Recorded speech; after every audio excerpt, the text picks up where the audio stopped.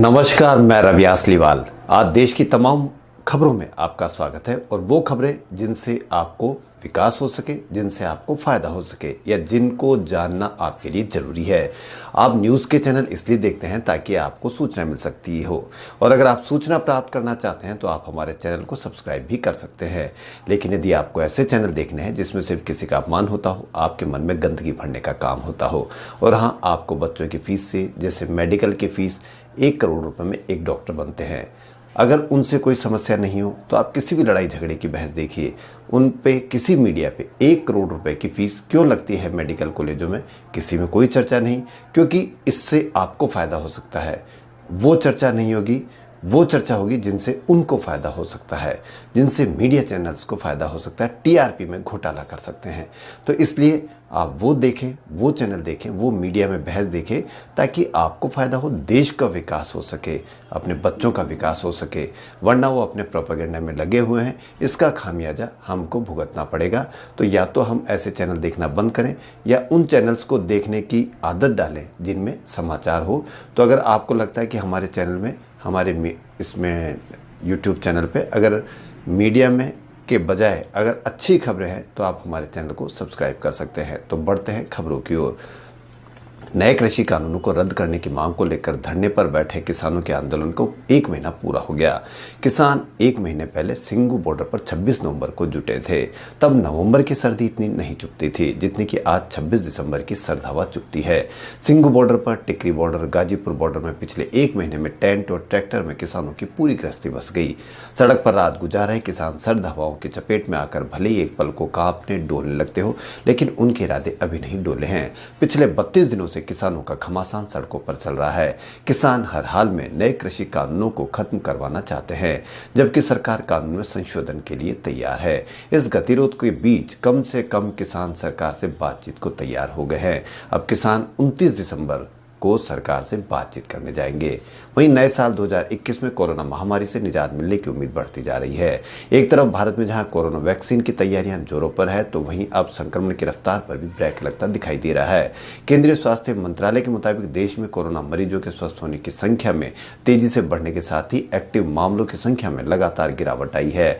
केंद्रीय स्वास्थ्य मंत्रालय के मुताबिक देश के सभी राज्यों और केंद्र शासित प्रदेशों में अब कोरोना रिकवरी रेट 90% से अधिक पहुंच गई है। बॉलीवुड के चुलबुल पांडे सलमान खान अपना 55वां बर्थडे सेलिब्रेट कर रहे हैं। कोरोना काल में उनका जन्मदिन मनाया जरूर जा रहा है, लेकिन पूरी सावधानियों के साथ। खुद सलमान खान ने इस बार अपने बर्थडे पर किसी भी पार्टी से इनकार कर दिया था। अब सोशल मीडिया पर कुछ ऐसी तस्वीरें वायरल हुई जिन्हें देख कहा जा सकता है सलमान जो कहते हैं वही करते हैं। कोरोना काल के बीच सीबीएसई के लाखों छात्रों के लिए बड़ी खबर सामने आई है। लंबे समय से बोर्ड परीक्षा की तारीखों को लेकर चल रहा है संशय अब 31 दिसंबर को खत्म होने वाला है, क्योंकि शिक्षा मंत्री रमेश पोखरियाल निशंक ने ट्वीट कर बताया कि वो 31 दिसंबर को ऐलान करेंगे कि सीबीएसई बोर्ड परीक्षाएं कब होगी। शिक्षा मंत्री निशंक के इस ट्वीट के बाद अब चंद दिनों बाद लाखों छात्रों को पता चल जाएगा कि उनकी बोर्ड परीक्षाएं कब से आयोजित होगी। अमेरिका में फिलहाल लोगों को कोरोना राहत पैकेज नहीं मिलेगा, क्योंकि राष्ट्रपति ट्रंप ने पैकेज पर साइन नहीं किया है। उन्हें इस पैकेज पर शनिवार को ही हस्ताक्षर करने थे, लेकिन उन्होंने साइन करने से इनकार कर दिया। वहीं अनिल अंबानी की कंपनी अनिल धीरूभाई अंबानी ग्रुप की कई कंपनियां बिक रही है। ऐसे में उनके लिए एक और मुश्किल खड़ी हो गई है। बैंकों के कंसोर्शियम ने रिलायंस ग्रुप की एक कंपनी रिलायंस कम्युनिकेशन के बैंक अकाउंट को ही फ्रॉड करार दिया है। वहीं साउथ फिल्मों के सुपरस्टार रजनीकांत को शुक्रवार ब्लड प्रेशर की समस्या के साथ हैदराबाद के अपोलो अस्पताल में भर्ती कराया गया था। अभिनेता की हालत में काफ़ी सुधार है और रविवार सुबह उनको डिस्चार्ज किए जाने का निर्णय लिया जाएगा। डॉक्टर ने शनिवार को कहा कि अपोलो अस्पताल में इलाज करवा रहे अभिनेता की जांच रिपोर्ट आ गई है, जिसमें कुछ भी चिंताजनक बात नहीं है। नए साल के जश्न की तैयारियां अभी से ही जोर शोर से जारी है। इस मौके पर लोग शराब का भी जमकर सेवन करते हैं, लेकिन मौसम विभाग ने इस बार भीषण ठंड को लेकर आगाह करने के साथ ही शराब नहीं पीने की सलाह दी है। भारतीय मौसम विज्ञान विभाग का कहना है कि अगले कुछ दिनों में उत्तर भारत में कड़ाके की ठंड पड़ने वाली है। ऐसे में घर बैठे नए साल की पार्टी में शराब पीना बहुत नुकसानदेह हो सकता है। केंद्र सरकार अब हर हाल में बुलेट ट्रेन को ट्रैक पर उतारने की कवायद में जुट गई है। अगर मुंबई में भूमि अधिग्रहण की वजह से बाधा पहुंचती रही तो अहमदाबाद मुंबई के बीच प्रस्तावित 508 किलोमीटर के कॉरिडोर पर यह ट्रेन गुजरात में ही चलेगी। रेल मंत्रालय ने स्पष्ट कर दिया कि अगर महाराष्ट्र सरकार ने भूमि अधिग्रहण में मदद नहीं की तो बुलेट ट्रेन 2 फेज में नहीं चलेगी। वहीं कोरोना वायरस से राहत दिलाने के लिए टीके की खोज में अब एक और नई तकनीक पर काम शुरू हो चुका है। देश में पहली बार प्रोटीन नैनो पार्टिकल आधारित टीके पर खोज पूरी हो चुकी है। पुणे स्थित सीरम इंस्टीट्यूट ऑफ इंडिया ने इस टीके के मानव परीक्षण के लिए सरकार से अनुमति मांगी है।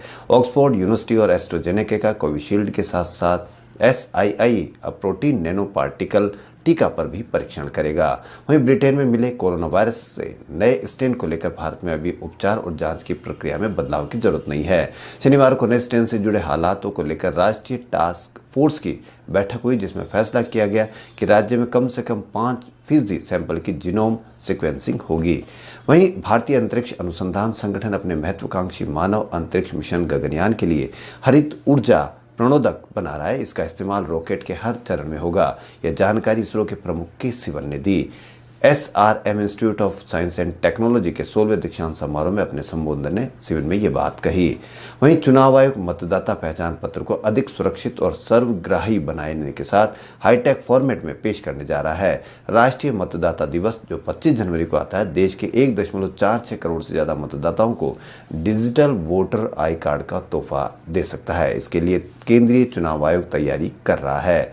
इसे electors vote photo ID card नाम दिया गया है। वहीं अरुणाचल प्रदेश के चांगलांग में देर रात 3:18 पर भूकंप के झटके महसूस किए गए। रिक्टर पैमाने पर इसकी तीव्रता 3.5 मापी गई। वहीं रेलवे ने नए साल में ऑनलाइन टिकट बुक करने की परेशानी को खत्म करने का दावा किया है। IRCTC वेबसाइट को अपग्रेड कर दिया गया है। जल्दी इस नई वेबसाइट को रेल मंत्री लॉन्च करेंगे। रेलवे बोर्ड के अध्यक्ष ने बताया कि अगले साल जुलाई से दिल्ली मुंबई और दिल्ली कोलकाता के बीच सभी ट्रेनें 130 किलोमीटर प्रति घंटे की रफ्तार से चलेगी। वहीं राष्ट्रीय हरित न्यायाधिकरण ने गंगा में प्रदूषण की निगरानी करने वाली समिति का कार्यकाल बढ़ा दिया है। इस समिति पर उत्तर प्रदेश में पर्यावरण नियमों के पालना की निगरानी की भी जिम्मेदारी है। वहीं प्रधानमंत्री नरेंद्र मोदी सोमवार यानी कल 100 किसान रैली को हरी झंडी दिखाएंगे। वीडियो कॉन्फ्रेंसिंग के जरिए होने वाले आयोजन से ये ट्रेनें महाराष्ट्र के संगोला से पश्चिम बंगाल के शालीमार के लिए रवाना होगी। इन ट्रेनों में सब्जियां, फल आदि होते हैं। प्रधानमंत्री कार्यालय के मुताबिक रास्ते में ट्रेन जिन स्टेशनों पर रुकेगी वहां सामान लादने और उतारने की छूट होगी। भारत के पूर्व मुख्य न्यायाधीश या शीर्ष अदालत के न्यायाधीश की अध्यक्षता में एक स्वतंत्र उच्चाधिकार प्राप्त समिति का गठन कर मीडिया कारोबार के नियमों से संबंधित संपूर्ण कानूनी ढांचे की समीक्षा करने और इसके लिए दिशा निर्देश बनाने की मांग की गई है। यह मांग सुप्रीम कोर्ट में दायर एक जनहित याचिका में की गई है।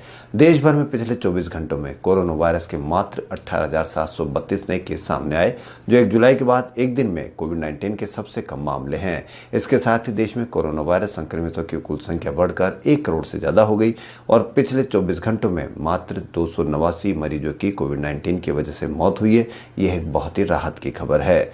इस प्रकार 1,47,000 के करीब मौत हुई है। और अब इसके बाद गणतंत्र दिवस और सेना दिवस परेड में भाग लेने के लिए पिछले कुछ हफ्तों में विभिन्न स्थानों से राष्ट्रीय राजधानी पहुंचे लगभग 150 सैन्यकर्मी कोविड-19 से संक्रमित पाए गए। आधिकारिक सूत्रों ने जानकारी दी। उन्होंने कहा कि दोनों परेड में भाग लेने वाले सभी कर्मियों को कोविड-19 संक्रमण से बचाने के लिए तैयार किए गए एक सख्त प्रोटोकॉल के तहत अनिवार्य कोविड-19 परीक्षण के दौरान उनमें संक्रमण का पता चला। 3 नए कृषि कानूनों के विरोध में किसानों के आंदोलन के बीच प्रधानमंत्री नरेंद्र मोदी आज मन की बात कार्यक्रम करेंगे। साल 2020 में यह उनका आखिरी मन की बात कार्यक्रम होगा। वहीं नए कृषि कानूनों के विरोध में देश भर के किसान 32 दिन से दिल्ली बॉर्डर पर जमे हुए हैं। किसान संगठन कानून वापस पर अड़े हुए हैं। उनका कहना है कि वे कानून में किसी भी तरह के संशोधन के लिए तैयार नहीं है। सरकार को इसे वापस ही लेना होगा। प्रधानमंत्री नरेंद्र मोदी रविवार को इस साल आखिरी मन की बात करेंगे। इसी बीच किसान संगठनों ने लोगों से अपील की है कि पीएम जितनी देर इस कार्यक्रम में बोले सभी ताली थाली बजाकर विरोध जताए। कांग्रेस नेता और सर्व ब्राह्मण महासभा के राष्ट्रीय अध्यक्ष पंडित सुरेश मिश्रा ने जयपुर में अग्रसेन अस्पताल में क्लिनिकल ट्रायल के principal investigator doctor Manish Kumar Jain के पास जाकर स्वप्रेरणा से कोरोना वैक्सीन लगाई। पंडित सुरेश मिश्रा ने कहा कि टीका लगवाए लगभग 24 घंटे से अधिक हो गए, किसी प्रकार की कोई समस्या नहीं है। टीके को लेकर जो भ्रांतियां फैलाई जा रही है वो सरासर गलत है। इससे किसी को कोई साइड इफेक्ट नहीं हो रहा है। मिश्रा ने बताया कि जल्दी अपने परिवार को भी कोरोना वैक्सीन लगाएंगे। वहीं राजस्थान के उदयपुर जनजातीय क्षेत्रीय विकास विभाग द्वारा संचालित समस्त आवासीय विद्यालयों में नेशनल कैडेट कोर की आर्मी विंग स्थापित की जाएगी। आयुक्त जितेंद्र कुमार उपाध्याय ने बताया कि एनसीसी भारतीय सेना का एक अभिन्न अंग है। इससे जनजातीय विद्यार्थियों में अनुशासन और राष्ट्रीय भावना का विकास होगा तथा विद्यार्थी प्रमाण पत्र प्राप्त करके आर्मी के ऑफिसर बन सकेंगे। वहीं उदयपुर से राजस्थान अनुसूचित जाति जनजाति वित्त विकास निगम जयपुर के निर्देशानुसार राष्ट्रीय निगम योजनाओं अंतर्गत अनुसूचित जनजाति सफाई कर्मचारी, दिव्यांगजन और अन्य पिछड़ा वर्ग के व्यक्तियों को रियायती दर पर ऋण उपलब्ध कराने के लिए ऑनलाइन आवेदन पत्र 31 दिसंबर तक आमंत्रित किए गए हैं। उदयपुर से जिला विधिक सेवा प्राधिकरण सचिव रिद्धिमा शर्मा ने 2 दिन पूर्व लावारिस अवस्था में मिली एक महिला को परिजनों से समझाइश कर उसके पीहर पक्ष के साथ भेज दिया है। वहीं खबरों में फिलहाल इतना ही। यदि आपको हमारा चैनल पसंद आए तो लाइक, सब्सक्राइब और शेयर अवश्य करें और अगर आपको लगता है कि इसमें वास्तव में सूचना है तो आप हमारे चैनल को सब्सक्राइब कर हमें ओबलाइज करें। और निवेदन है एक बार फिर, धन्यवाद।